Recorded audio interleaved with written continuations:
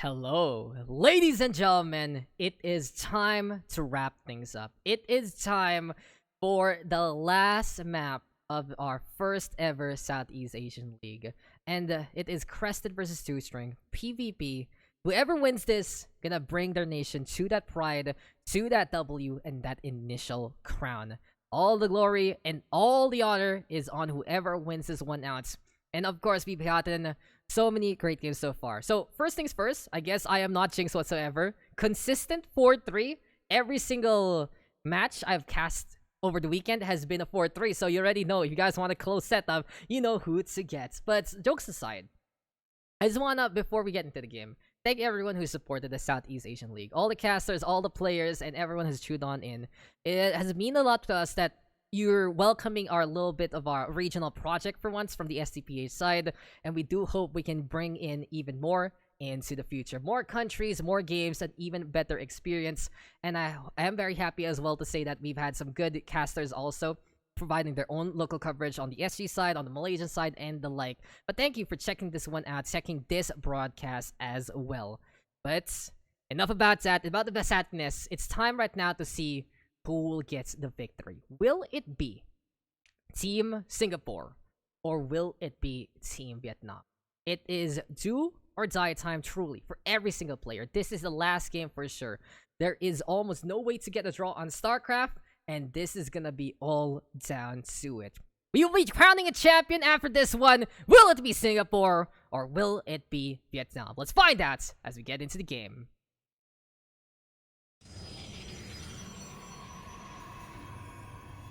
So welcome back, ladies and gentlemen. It's our last match of the night.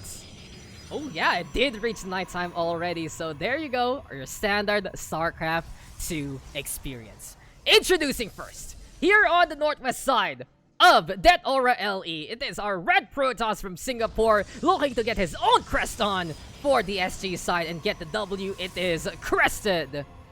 And his opponents, as we said before, put a ribbon on it and tie things up. Maybe this is a string that Vietnam needs to hold together. It is our Orange Protoss looking to represent the Red Nation. It is toString.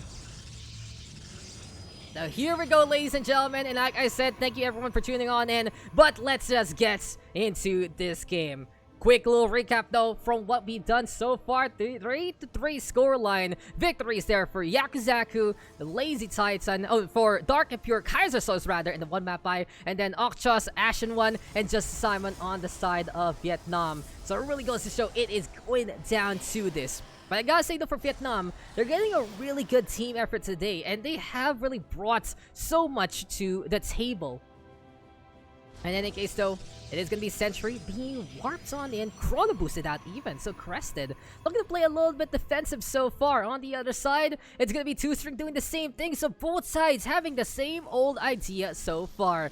Looking to play the defensive, looking to expand into the second base soon. And maybe, just maybe, who can get the economy there.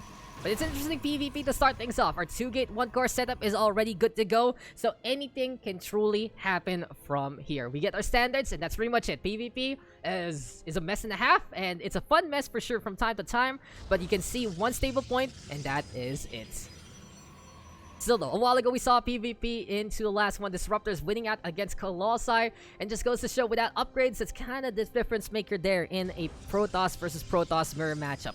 More stalkers though going to be into play, and it really feels like this is such a reserve approach from both of our players. toString right now looking to go for a little bit of that mix and match. Maybe just play passively, play aggressively. But here for Crested, it's pretty sure what he wants to do. He wants to hunker down, save his units, and go for force fields that are absolutely big. It seems like though that the sentries and the stalkers are having a little bit of a conversation. What are they talking about? What are they whispering? It's like, hey, I'm gonna force field there, okay? Don't worry, I'm gonna force field there. I got you, bro. I got you. And I like the confidence that the stars are getting here. In any case, Hallucinated Phoenix now gonna get spotted. 3 sentries have been seen from the side of toString. And yep, it's time now to get more and more of these buildings. Robo Facility as well as the Twilight Council into 2 base. It really feels like for toString right now, he wants to go for a very ground-based composition. On the other side here for Crested, with these sentries online, all he needs to do right now is add in a battery to the mix. and he should be good to go to hold for quite a while. Dildo Forge gonna be into play. Very defensive play here for Crested. Looking to play the long run, and maybe add up the +1 if ever. But I'm pretty scared for him in a way, because Blink Stalker plus Immortals and Sentries, that's a Sentry Immortal Stalker double base all in right there. And when you take a punch like that, it might just not be enough to have no Immortals on your side. It's a little bit wary here right now for Crested, but we'll see what is next on his list. He's going for the Forge, he's going for the Workers, and he does have that lead so far. But as I said before, no Robo Facility right now, which means it is going to be free of service here for toString. And oh, it's the Blink Stalker all in instead, maybe, from toString. He wants to get that fish into the high ground for free, and he basically will be able to just move around the map, especially on a setup like this. Question is though, did Crested see that one coming? He saw the Twilight Cancel, and he knows the Robo Facility is being built, so he has to make his own answer, of course. Out of nowhere, he should be building some Immortals. No matter what, it's gonna be a good call either less. And with the shield battery right now onto the natural, everything is being set up by our red Protoss so far. So though, toString right now looking to tie things up and allow Vietnam to get the victory. Good Hallucinated Phoenix again to get that scouting information. See the numbers of Stalkers already adding on up. But speaking of ads, it's going to be gateways, and more gateways online. Forge going to be on the low ground as well, looking to mirror that +1 very soon. But in a fight like this, it really feels like a crescendo is just waiting to happen. Time absolutely ticking on both of our players. Crested gonna be setting on up with Immortals, going for the charge shots as well. In the meantime, here for toString, if he wants to make these Blink Stalkers work, then he should go already. Interesting enough though, he's not going for that Warp Prism so far. He's getting some Immortals instead. So who's gonna be the real aggressor here? That's the question in the first place. Crested right now. Going over, staying on the low ground. Sees the Phoenix right there, could say his goodbye again.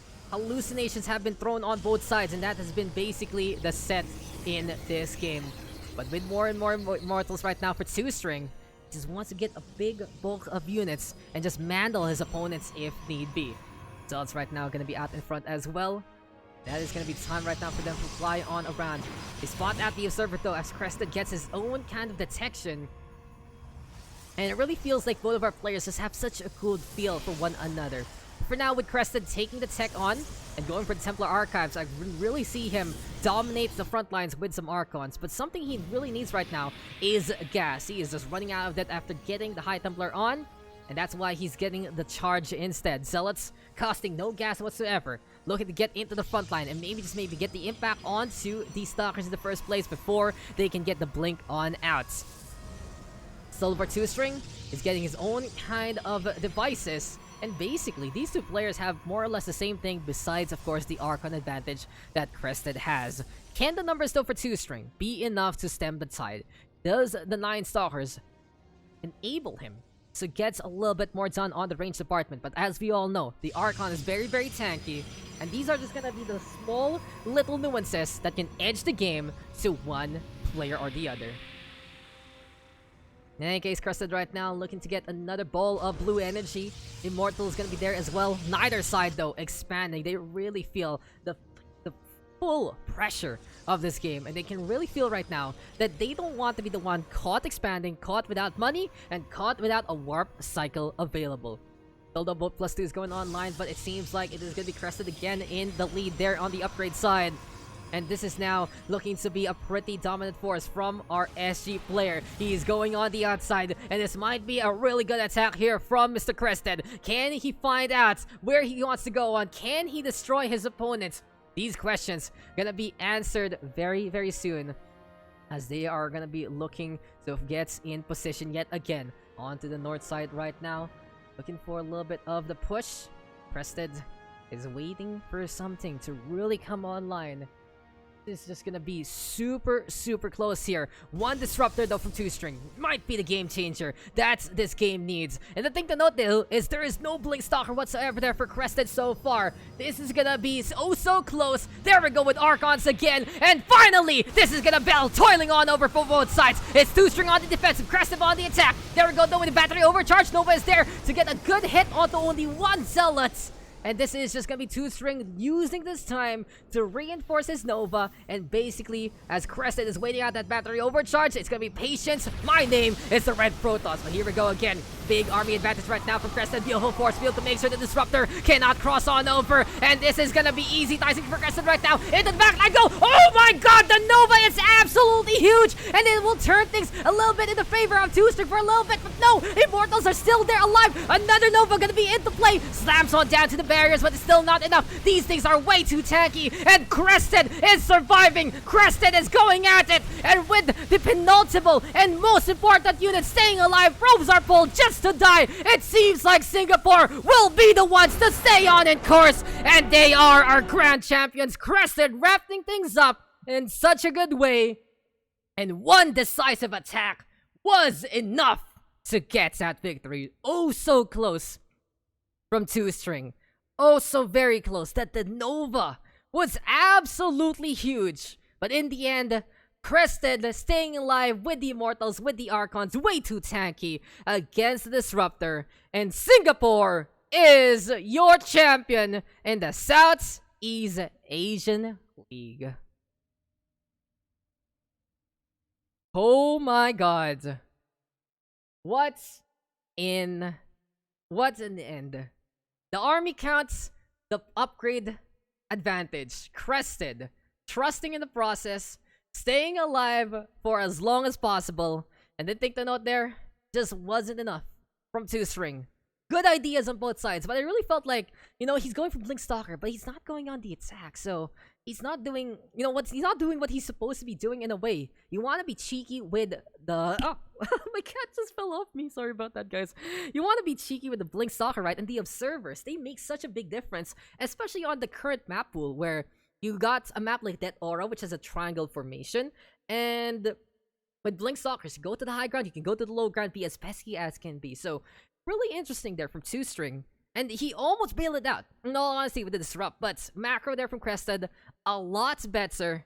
And that is just congratulations to Singapore winning that one. You know, the Disruptor tried. And it did its job, not gonna lie. It did its job. And... oh, die again? Did they die again? What the fuck? Oh my god, the servers are dying. Twitch is dead. Okay. Okay, there we go. We're back. We're back. We back. Yeah, there we go. You know, it's at least the game is done. At least the game is done. At least the game is done. So, I just gotta say though, real quick, is because my ISP is not working with Twitch right now. I have to go for a double route system just to get live. So, sorry about that. But we are live again. Crested for the win. That's an absolute victory from this guy. And hey, we're gonna be having interviews from both our finalists right there, so stay tuned and stick around, guys. We are still gonna have it. But one last recap to wrap things up. And Vietnam, oh so close, but couldn't get the job done in the end. Oh, random DC out of nowhere. Just like, hey, you know, you're done with your stream, right? You're done with your games? Go ahead, you can DC now. But here we go, guys. Last little bit of a recap there. Victory going over to Crested. Singapore winning with Protoss. What a surprise. Am I right, guys? But Dark and Pure Carsosaurus, Crested, and one map by, allowing them to get that W. But I gotta say for Oxos, Ashen One, and Justice Simon, incredible efforts, to say the least. And this has been an amazing, amazing, amazing bracket. So, what's the plan right now? We will be right back, guys. We will get an interview with both of our... what do you say? Both of our representatives onto both the SC side as well as the Vietnam side. So stay tuned, stick around. A few last words before we wrap things up in the Southeast Asian League.